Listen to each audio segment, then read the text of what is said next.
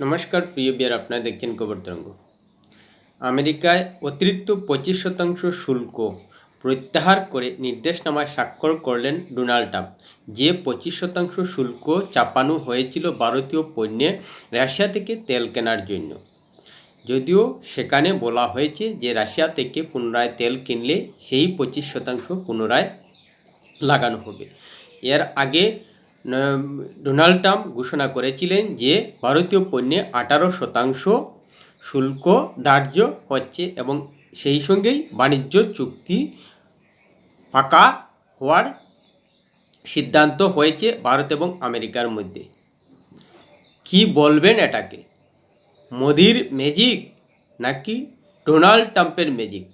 Donald Trump ভারতের প্রতি যে খড়গহস্ত বিভিন্ন সময়ে সেটা দ্বিতীয়বার আসার পর দেখিয়েছেন, কিন্তু মোদি একটা কথাও বলেননি এবং এখনও কথা সেভাবে বলছেন না। অর্থাৎ মোদি কাজ করছেন নীরবে নিঃশব্দে, কিন্তু ডোনাল্ড ট্রাম্প ডাক বাজিয়ে সশব্দে এক একটা কাজ করছেন। এই হলো ডোনাল্ড ট্রাম্প এবং মোদির টেকনিক। হ্যাঁ, ডোনাল্ড ট্রাম্প আগেভাগেই জানিয়ে দেন কি হবে কি হবে না এবং তারপর চেষ্টা করেন।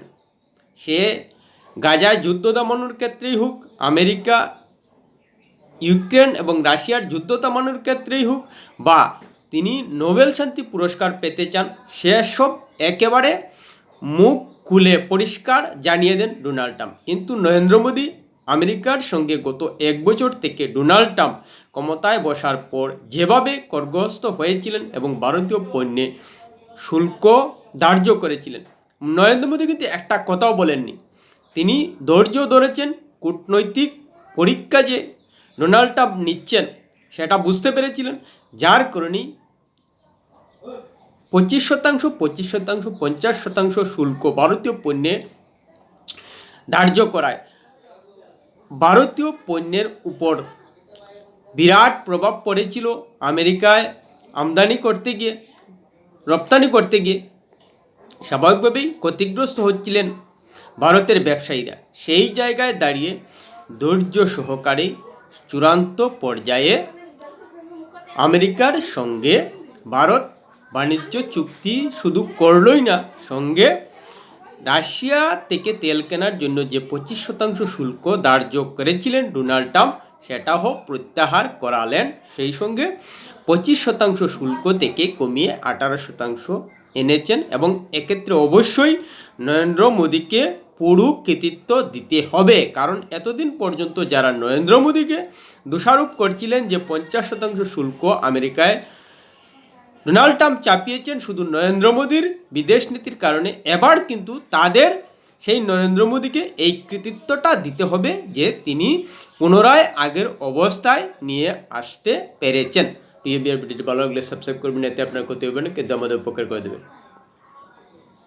অনেকেই হয়তো বলছেন যে ভারতের বাজার আমেরিকার কৃষি পণ্যের জন্য খুলে দিয়ে ভারতের কৃষকদের ক্ষতিগ্রস্ত করার একটা চুক্তি করেছেন নরেন্দ্র মোদী, কিন্তু এই দিক নিয়ে বলার আগে এটা আমাদের মাথায় রাখতে হবে যে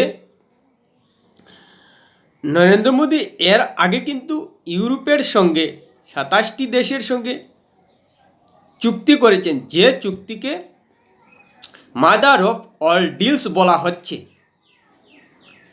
তাই আমেরিকার সঙ্গে বা আমেরিকার কৃষি পণ্য ভারতের বাজারে প্রবেশ করলেও ভারতের পণ্য যে শুধু আমেরিকাই এখন নয়, ইউরোপের বাজারেও যাবে, সেটা কিন্তু বর্তমান পরিস্থিতিতে দাঁড়িয়ে মাথায় রাখতে হবে আমাদের।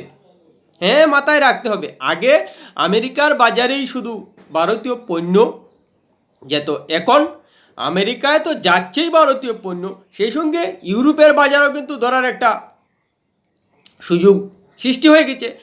আবার নরেন্দ্র মোদী দক্ষিণ এশিয়ার 6টি দেশের সঙ্গে বাণিজ্য চুক্তিতে যাচ্ছেন। তাই সার্বিক বিবেচনা করেই নরেন্দ্র মোদী বুঝতে পেরেছেন যে আমেরিকার পণ্য, কৃষি পণ্য যদি ভারতের বাজারে প্রবেশের অনুমতি দেন, তাহলেও ভারতীয় কৃষকদের কোনো ক্ষতি হবে না। কারণ তিনি এর আগেই ইউরোপের সঙ্গে বাণিজ্য চুক্তি করে রেখেছেন ভারতীয় কৃষকদের পণ্য ইউরোপের বাজারে পাঠানোর জন্য, এবং ইউরোপ একটা বড় মার্কেট, এটাও অস্বীকার করার জায়গা নেই। সেই সঙ্গে দক্ষিণ এশীয় দেশগুলোতে বাজার তৈরি করছেন নরেন্দ্র মোদী। তাই সার্বিকভাবেই বলা যায় যে নরেন্দ্র মোদী যথেষ্ট চিন্তাভাবনা করেই আমেরিকার সঙ্গে বর্তমান বাণিজ্য চুক্তিতে গিয়েছেন।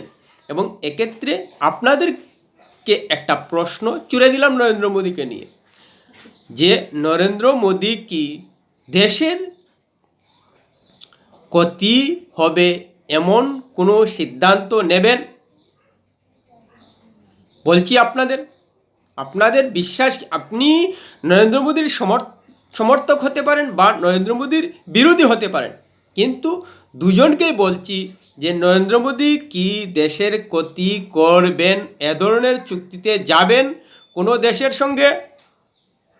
যদি যাওয়ার চিন্তা মাথায় থাকতো তাহলে যখন ভারতীয় পণ্যে ডোনাল্ড ট্রাম্প 50% শুল্ক চাপিয়েছেন, তখন ওই তড়িঘড়ি করে রাশিয়া থেকে তেল কেনা বন্ধ করে ভারতীয় পণ্যে শুল্ক যাতে 50% না থাকে সেই চেষ্টা করতেন। কিন্তু অনেক দিন তিনি অপেক্ষা করেছেন। কেন অপেক্ষা করেছেন? প্রথমত রাশিয়াকে নিশ্চিতভাবেই ম্যানেজ করেছেন নরেন্দ্র মোদী, যেহেতু রাশিয়া ভারতের বিশ্বস্ত বন্ধু দেশ, তাই ভারতের পরিস্থিতি রাশিয়া বুঝবে, এটা অস্বীকার করার জায়গা নেই। এবং যে কোনো পরিস্থিতিতে রাশিয়া ভারত যে বিশ্বস্ত সেটা আমরা দীর্ঘদিন থেকে দেখতে পাচ্ছি। তাই হয়তো নরেন্দ্র মোদী সেই সময়টা অপেক্ষা করেছেন যাতে পুতিনকে বিশ্বাসযোগ্যতা এবং ভরসা দেওয়া যায়, সেই পরিস্থিতিটা তৈরি করেছেন। তারপর ইউরোপের সঙ্গে চুক্তিতে গেছেন এবং দক্ষিণ এশিয়ার সঙ্গে চুক্তিতে যাচ্ছেন।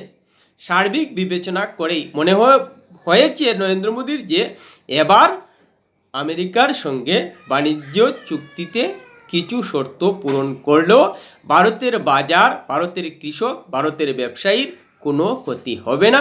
যার কারণেই আমেরিকার কিছু শর্ত হয়তো মেনে নিয়েই চুক্তিতে গিয়েছেন, এটা নির্দ্বিধায় বলে দেওয়া যায়। ভারতের ক্ষতি হলে আগেই আমেরিকার কাছে নত হয়ে নরেন্দ্র মোদী শুল্ক প্রত্যাহারের চেষ্টা করতেন, কিন্তু না হলে এভাবে সময় নিতেন না রাশিয়াকে ম্যানেজ করার জন্য, এবং ইউরোপের সঙ্গে চুক্তিতে আগ্রহী হতেন না, এসব দীর্ঘ সময় অপেক্ষা করতেন না। তিনি অপেক্ষা করেছেন এই কারণেই যে রাশিয়াকে পরিস্থিতি বোঝানো সম্ভব হবে, তারপর ইউরোপের বাজার দখলের একটা চুক্তি করা যাবে, তারপর যদি আমেরিকার কিছু শর্তে চুক্তি হয় তাতে ভারতের কৃষকদের, ভারতের ব্যবসায়ীদের কোনো ক্ষতি হবে না। এবং আমার মনে হয় নরেন্দ্র মোদী এই ধারণা থেকেই আমেরিকার সঙ্গে শেষমেশ ডোনাল্ড ট্রাম্পকে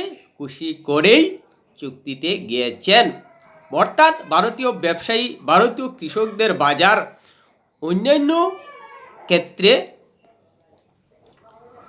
লাভজনক করেই আমেরিকার সঙ্গে বাণিজ্য চুক্তিতে গিয়েছেন। এবং এক্ষেত্রে এটা নিশ্চিত বলে দেওয়া যায় যে আমেরিকা এবার ভারতের হয়ে ব্যাট ধরবে। এতদিন ধরে আমেরিকা যেভাবে নীরবতা পালন করেছিল, বিশেষ করে বাংলাদেশ এবং পাকিস্তান নিয়ে, কিন্তু এবার ধরেই নেওয়া যায় যে নরেন্দ্র মোদীর হয়ে ডোনাল্ড ট্রাম্প ব্যাটটা ধরছেন। টিওবিআর ভিডিওটি ভালো লাগলে লাইক শেয়ার কমেন্ট করবে।